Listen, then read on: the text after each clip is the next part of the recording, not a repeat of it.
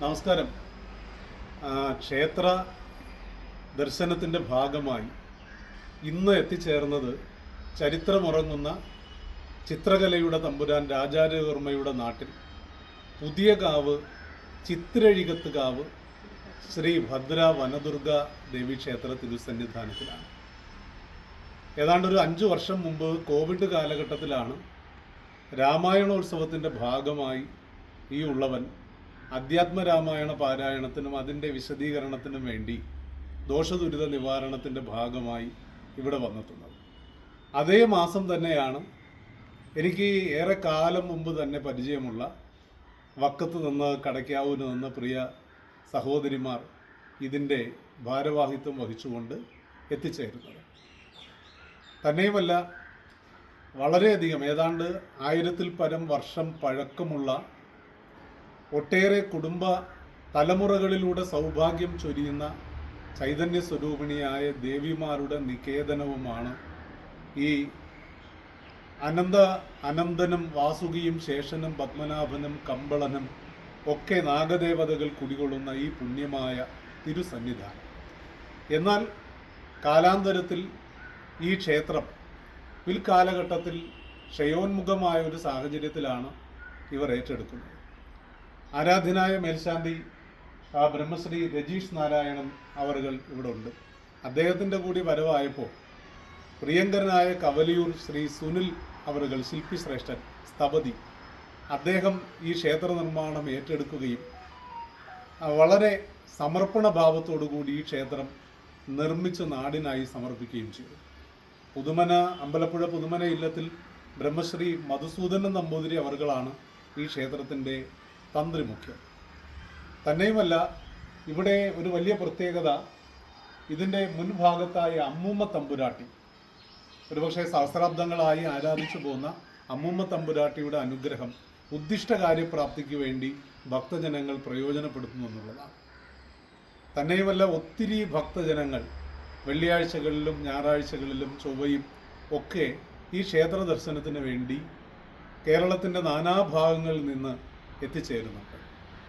കഴിഞ്ഞ വർഷം തന്നെ ഏതാണ്ട് 5 ദിവസത്തോളം നീണ്ടു നിൽക്കുന്ന ചണ്ഡികായാഗം, മഹാകാളികായാഗം എന്നിവ ഈ ക്ഷേത്ര തിരുസന്നിധാനത്തിൽ നടത്തുകയുണ്ടായി.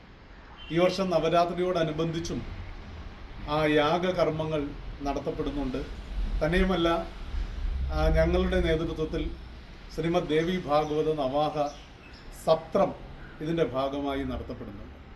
കൂടാതെ ഇവിടെ നിൽക്കുന്ന പ്രിയമുള്ള സുരജ അമ്മ, പ്രിയമുള്ള സിന്ധു അവറുകൾ, അദ്ദേഹം സെക്രട്ടറിയാണ്.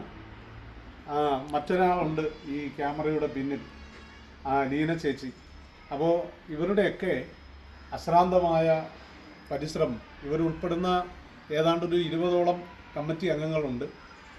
ഏതാണ്ട് 500-ലധികം കുടുംബാംഗങ്ങൾ ഇതിൻ്റെ ഭാഗമായിട്ടുണ്ട്.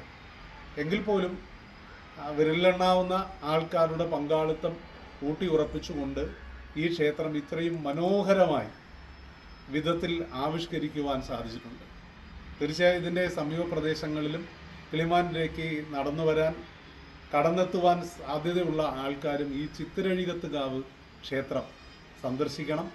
പുതിയകാവ് ക്ഷേത്രത്തിന് സമീപമാണ്. എല്ലാവർക്കും ആ ചൈതന്യ സ്വരൂപിണിയായ ദേവിയുടെ അനുഗ്രഹം ഉണ്ടാവട്ടെ എന്ന് പ്രാർത്ഥിക്കുന്നു.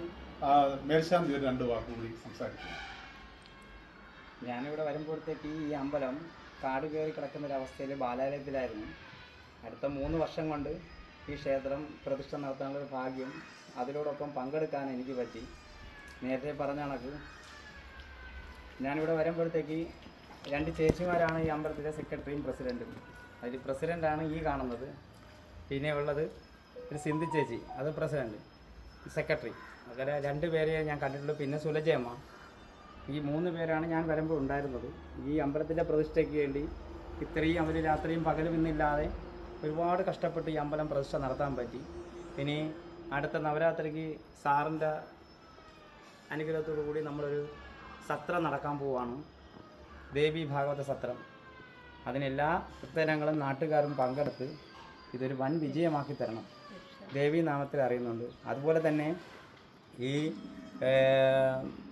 ആഗസ്റ്റ് 30-ാം തീയതി ഒരു മഹാലക്ഷാർച്ചന നടക്കുന്നുണ്ട്. അതിലേക്ക് സംപൂജനയായ സ്വാമിമാരും പങ്കെടുക്കുന്നുണ്ട്. ഈ സ്വാമിമാരുടെ ദർശനത്തിലും ദേവിയുടെ ഈ ലക്ഷാർച്ചനയിലും പങ്കെടുക്കാൻ എല്ലാ നല്ലവരായ നാട്ടുകാരും ഈ ലക്ഷാർച്ചനയിൽ പങ്കെടുക്കണമെന്ന് വിനീതമായി ദേവീനാമത്തിൽ അറിയിക്കുന്നു.